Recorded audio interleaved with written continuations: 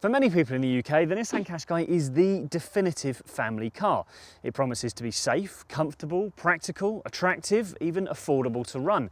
The problem is there are many other similar cars that promise pretty much exactly the same thing. So why should you choose the Qashqai over the likes of the Mazda CX-5, the Skoda Yeti, the Hyundai iX35, the Mitsubishi ASX, the Peugeot 3008, the Suzuki SX4S Cross?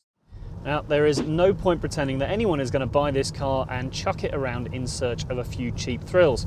Instead, most Qashqai buyers would much rather let their car ride smoothly and doesn't make their kids feel car sick in the back. Now, thankfully, this car does everything you would expect and hope as far as that's concerned. Although you're sat quite high up here, the Qashqai deals pretty well with corners and you don't get that much in the way of body roll. Now, like pretty much every other car in this class though, you do get a fair few jolts that come through the cabin when you encounter potholes and the like, but it is much better when it comes to bigger bumps like speed bumps, etc. And Nissan says this is thanks in part to a clever little system that does things like apply the brakes when you're going over bigger bumps. To be honest though, you'll never notice it around town or on normal drives, so it doesn't in any way impact on how you use the car on a day-to-day basis. Now, there is a selection of engines available in the Qashqai, but as ever, it is well worth considering exactly what kind of driving you're going to be doing before you make your final pick. The small 1.2 litre petrol, for example, is perfect if you're going to be doing a load more in the way of town driving, but it feels a little bit lifeless when you get out onto longer runs on the motorway. And if you're going to be doing that more often, then the diesel engines are a much better bet. The 1.5 less powerful version is very quiet and relaxed, and the 1.6 version comes with a fair bit more power, so that's useful when it comes to towing or carrying lots of people on a regular basis, but the payoff is it's a little bit noisier. Now, the Qashqai does the basics really well in the cabin. Everything feels very solid and well built to deal with sort of family life rather than being covered in posh materials that are going to show up lots of finger marks, etc. That's not to say that things don't feel nice though. There are lots of very nice soft touch materials around here, and this gloss black around the central console lends a real feeling of smartness to the dash.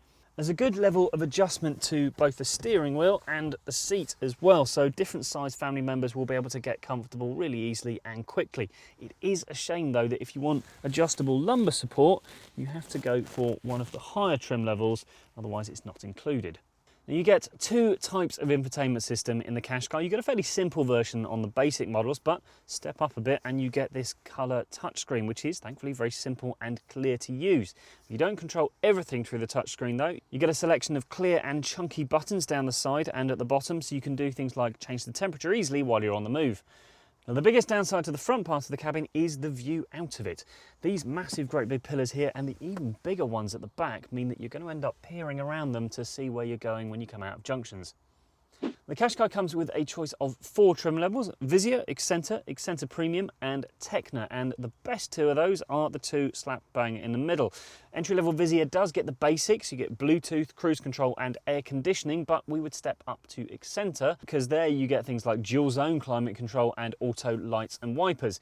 Accenta Premium is also worth considering because then you get stuff like this panoramic glass roof, front and rear parking sensors and a rear parking camera.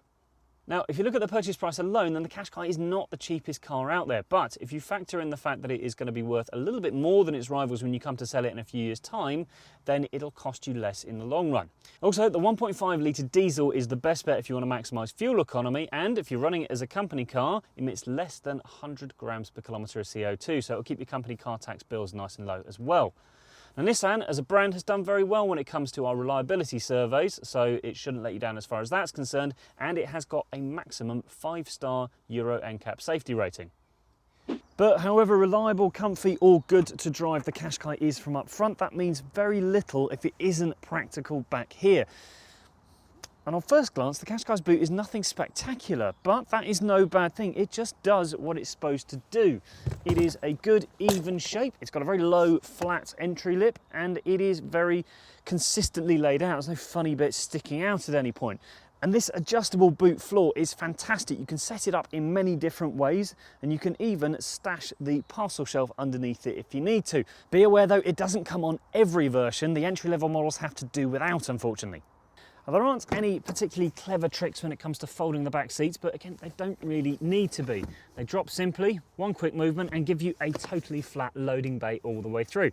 And if you actually want to sit in the seats, there is a good amount of space back here. You've got a decent amount of legroom and headroom, even with this panoramic sunroof in. And although it's a little bit more restricted in the middle in terms of footroom, you can get a third adult in the middle as well. So there is nothing particularly fancy about the Nissan Qashqai, but then there doesn't really need to be. It is an unfussy family transport that goes about its business without bamboozling you with an array of tricks. However, it is good to drive, it's smooth, it's got an efficient set of engines, and there is a hefty amount of practicality in that boot. In many ways, it is the best at what it does. For more information, search for Nissan Qashqai on whatcar.com, but before you go, click subscribe to keep up to date with all of our latest videos.